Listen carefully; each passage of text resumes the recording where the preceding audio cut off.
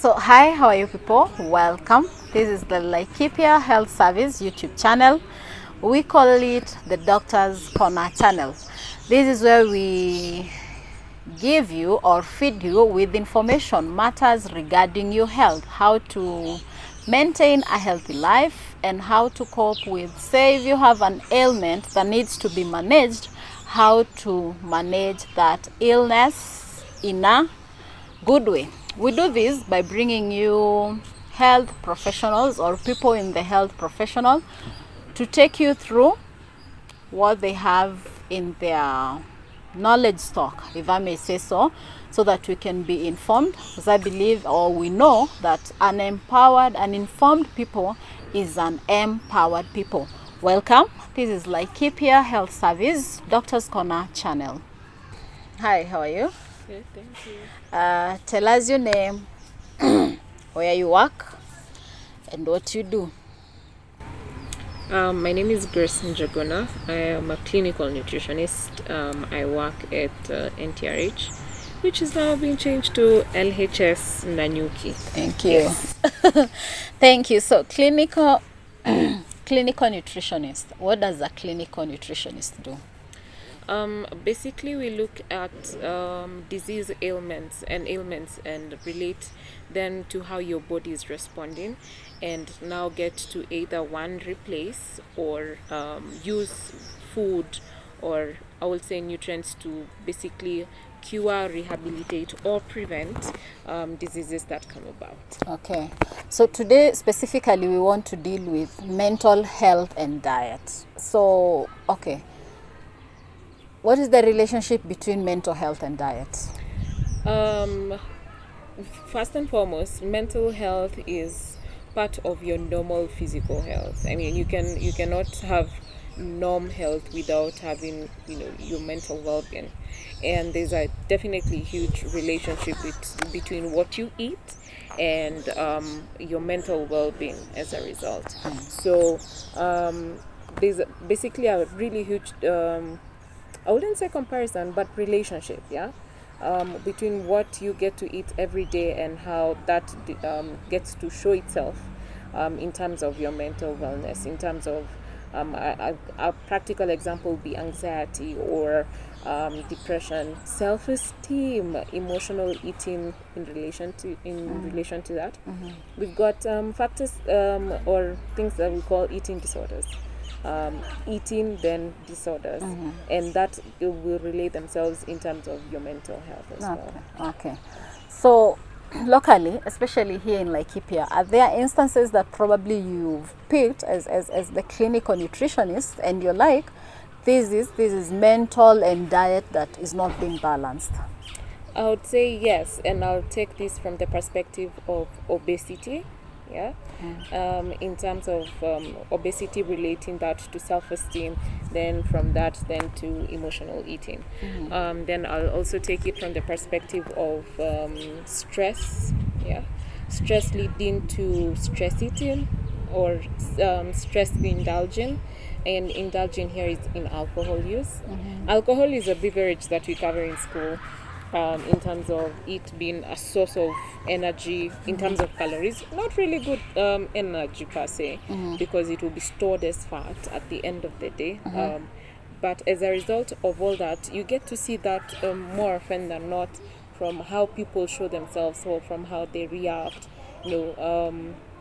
Indulgence leading to, for example, alcohol withdrawal, alcohol intoxication, which now leads to malnutrition, because alcohol will make you feel full and you'll not see the need to eat. So your body gets to go back to itself, break down what has already been stored, or better still, utilize muscles that have built you to provide the necessary nutrients that require your breathing, your heart to beat, your brain to work, you walking around as well, from the breakage of your body. Per se.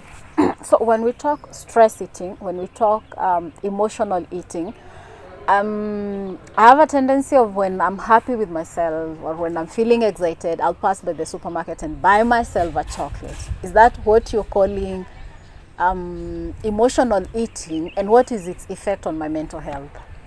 That is the positive side of looking at it, really. Then there's a negative side of looking at it. Let's take it from the perspective of, I am sad, I am hurt, I want to feel good about myself. I'll definitely go back to the supermarket and get myself a candy bar or chocolate, for that matter. Then there are those who will go indulge in, for example, nyama choma. Oh, Yeah. So nyama choma half the time is accompanied by alcohol. And note that everything should be taken in moderation. But when you're doing emotional eating, you're literally just eating to feel good about yourself. Yeah. So how does this end up leading to any mental illness per se? I'll talk about anxiety and depression because those ones are the type of illnesses that are pretty much related to nutrition. So you get to eat this, it becomes a system, it becomes a habit. Human beings, we require 21 days to form a habit. And soon after that, now that becomes a lifestyle. So when that has happened more often than not, your body gets to accumulate fat, with what we call visceral fat, which surrounds organs for that reason. So when that happens more often than not, you get to build a lot of weight from fat. All right. Now, how that gets involved now, obesity has a huge relationship with mental health, and to be precise, anxiety and depression. Yeah. Okay, so let's talk diet and mental development. So most families will be keen on getting a meal to get the family through, but not keen on what comprises of this meal. So say at a tender age, brain development and diet, what should a mother or a parent look out for? I'll answer that from the perspective of growth. Yeah. So everything about teenagehood from the ages of 8, 9, 10 is all about how we are now starting to react to the environment. So there's the aspect of the family diet, and then there's the aspect of going to school, finding out a child has something different from you. So there's the influence of this child going to get something that looks fancy per se, but in actual sense is empty calories. So from the family diet perspective, we have two ways of looking at it. There's healthy, there's balanced, and then there's healthy and balanced. Okay. All right. So healthy is, I'll eat anything that is green-like. I'll eat anything that's color-like. Yeah. But it doesn't cut across all food groups that should be involved in the system. Balanced by the simple fact that, let me give you a classic example. Yeah. If you buy crisps, those are fried potatoes. Yeah. All right. So the fried here is fat. Potatoes is starch. Yeah. All right. Then you add cucumbers, that is minerals and vitamins and fiber from that. Then protein, you can get minced meat or meat bites or smokies or sausages. But are those healthy really? No. But they are balanced by the simple fact that this plate has crisps, has a sausage, and has cucumbers. Yeah, it's balanced. It's basically balanced. But is it healthy? No. So this is where you get to switch back to and just take a sit back and tell yourself, let me go back to what I remember. How would say it? Let me go back to my traditional food and have it from that perspective. So have your number 2 ugali. I say number 2 here because you have to be precise with the type of flour that we Number 2 is about. ordinary. Yes. The kind of unga you would want, where you pick your own maize and go to the portion mill and mill number 2, and then you'll have your manago and kienyeji chicken, which you will slaughter from the house. And kienyeji chickens are really nice because they just roam around the house and eat around that hood. Then there's aspect of peer influence in terms of children getting to now get themselves influenced into having what I would say junk food, but in my world is empty calories, and that leads to obesity, anxiety, and depression. Now, from the same perspective, there's also the concept of self-esteem. This is where the teenagehood is where children are really not only learning the environment but also learning themselves. So when they get to an aspect where they're not real they are finding out that what they know to be real to themselves is not even affirmed by parents, it becomes really hard even into their own health at the end of the day.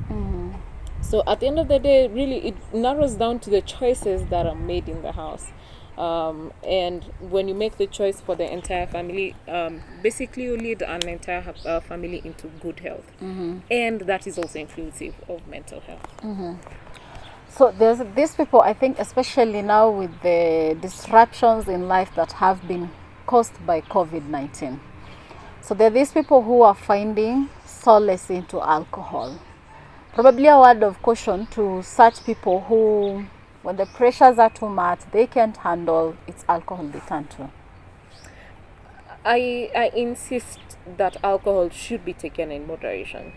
And note I said insist because the damage that comes as secondary to that is unbearable. You indulge in alcohol, 3-4 bottles, even up to 10 chafua meza kind of deal. Then at the end of the day, you're having your organs depreciate. I'll give you a very keen, important organ here being the liver. The liver is necessary to detoxify your system, but alcohol damages that same liver. Now note the liver is both an organ and a gland, so it is very necessary to balance your energy levels, glucose levels in your system, as well as help detoxify what you eat. So the moment alcohol gets to do that, in Kenya there are not so many cases, or if any, of liver transplants. There are only 2 countries I know of that are doing liver dialysis. So at the end of the day, when your liver starts going, it goes. And that is it. And that's it. That is basically it. Now, secondary to the liver is the kidneys. All right, so the kidneys now getting damaged. So you already have 2 organs that are now hit. The moment you hit these 2 organs, the heart gets involved again because of the amount of pressure that's roaming around it. So how about you just do it in moderation? When we talk about mental health and indulgence, we also need to talk about seriously people speaking out. Go talk to a friend. It helps a lot. Go find a counselor. Just find your mom or your dad.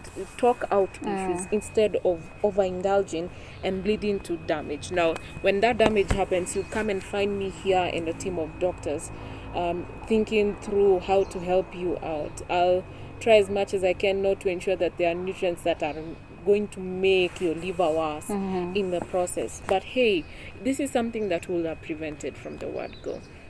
You just need to gather courage, go talk to someone.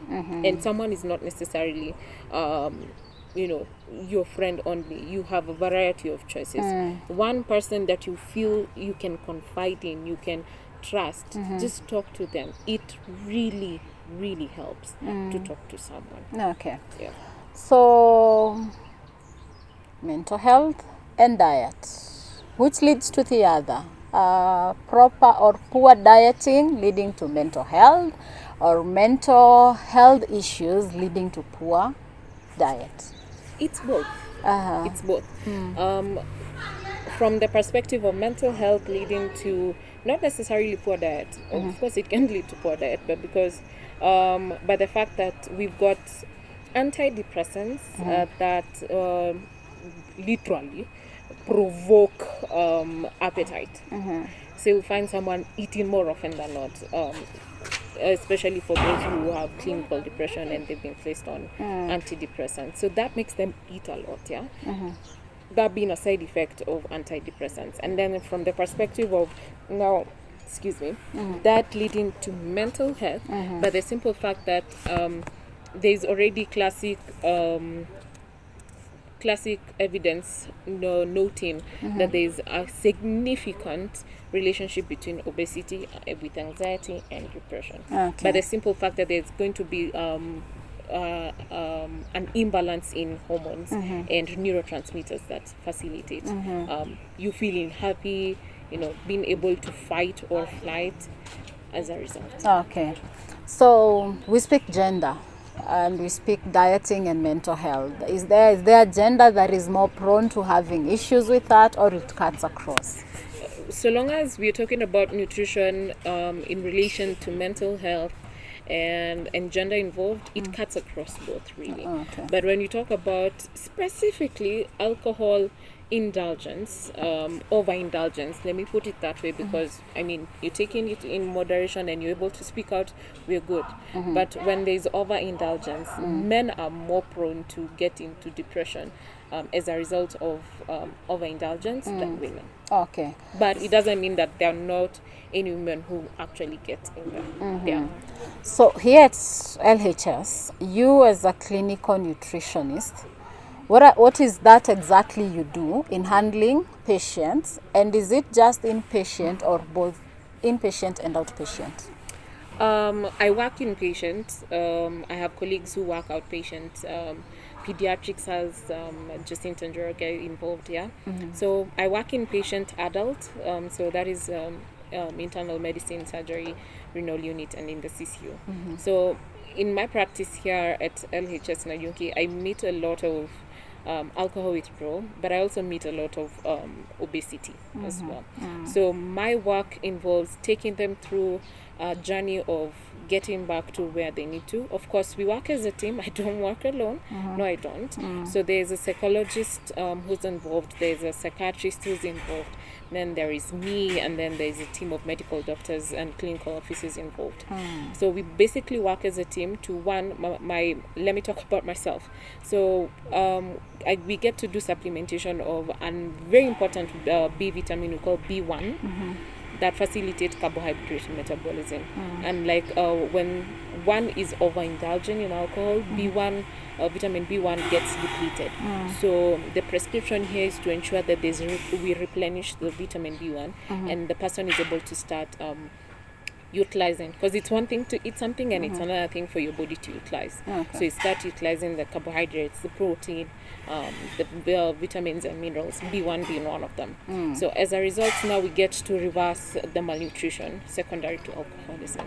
As a result, then the psychiatrist will come in, get to follow them up altogether as well. So that is from that perspective. From the obesity side, we get to book them for, with the moment patient is out of the ward, I refer them to the outpatient clinic so that it's easier to follow them up in terms of weight loss. So that way they get to feel happy about themselves again.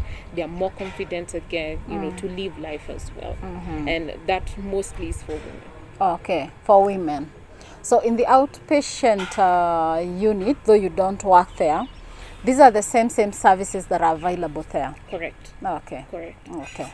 So I want to wind it up at this point. So probably not unless there's an issue, matters nutrition, that you feel is pressing and probably people have been taking it casually or ignoring and they need to know and be aware of. I'll say this, you do not have to eat junk food to feel good. Really, you do not. You can take a walk to rid yourself of stress. You can take a jog, you can do a run, you can talk to a friend. You do not have to indulge in foods that do not necessarily give you proper energy.